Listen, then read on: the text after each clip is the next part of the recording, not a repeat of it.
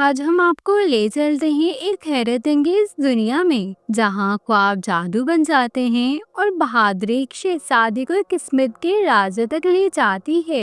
تیار ہو جائیے، کیونکہ آپ سننے جا رہے ہیں ایک انوکھی اور جادوئی کہانی، شہزادی آئلہ اور شیشے کی سلطنت۔ تو آئیے کہانی کا جادو شروع کرتے ہیں۔ ریاست ایسلوینا میں ایک نوجوان شہزادی رہتی تھی جس کا نام تھا آئلہ۔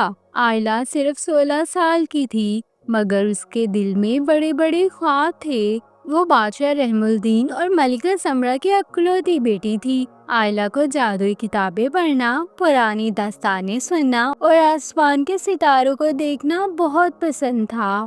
ایسلوینا میں ایک روایت تھی، ہر شہزادی کو اپنی طاقت اور مقصد خود تلاش کرنا ہوتا تھا۔ آئلہ جانتی تھی کہ اس کی کہانی ابھی شروع ہوئی ہے۔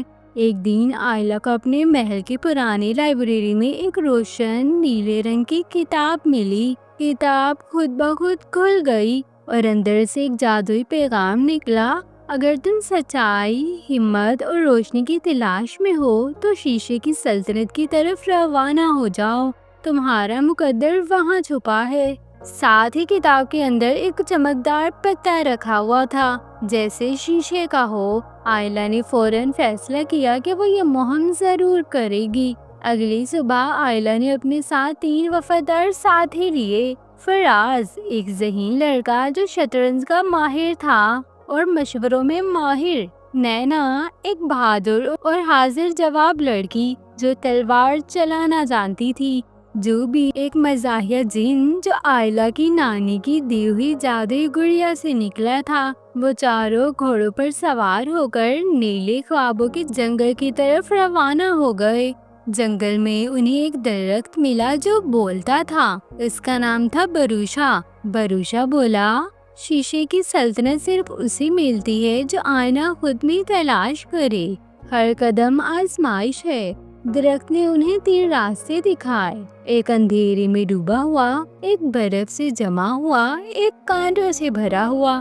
آئلہ نے دل کی آواز سنی اور کانٹوں والا راستہ چنا۔ راستہ مشکل تھا، لیکن سچائی کی تلاش کبھی آسان نہیں ہوتی۔ راستے میں وہ ایک خوبصورت چمکتی ہوئی جھیل تک پہنچے۔ اس کا پانی بالکل شیشے کی طرح صاف تھا۔ آئلہ نے جب پانی میں دیکھا تو اسے اپنا عکس نظر آیا، لیکن عکس بولنے لگا: تم اپنے خوف سے کب لڑو گی؟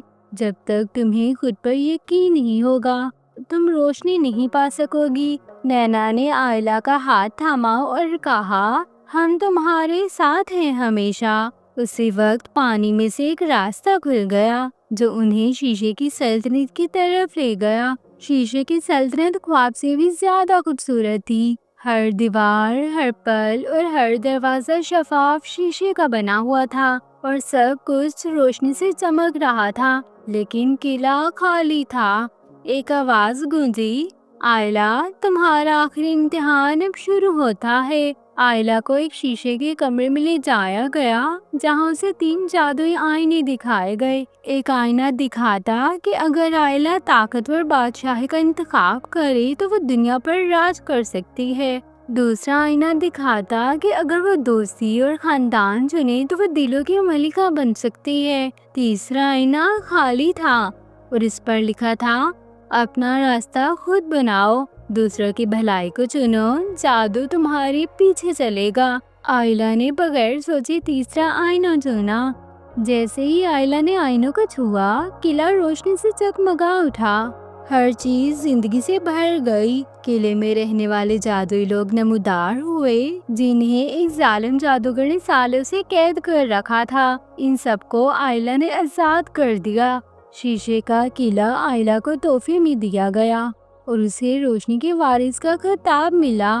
آئلہ اور اس کے دوست جب واپس ایسلوینا آئے تو ہر طرف جشن منایا گیا۔ بادشاہ رحم الدین نے اپنی بیٹی کو گلے لگا کر کہا: تم صرف ہماری نہیں بلکہ پوری سلطنت کی روشنی بن گئی ہو۔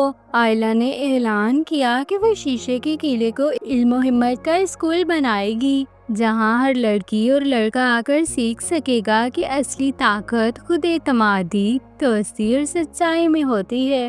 تو دوستو، یہ تھی شہزادی آئلہ کی شاندار کہانی، جس نے ہمیں سکھایا کہ سچائی، قربانی اور خود اعتمادی سے بڑی کوئی جادوئی طاقت نہیں۔ اگر آپ کو کہانی پسند آئی ہو تو لائک کریں، سبسکرائب کریں اور کمنٹ پہ بتائیں کہ آپ آئلہ کی جگہ ہوتے تو کون سا آئینہ چنتے۔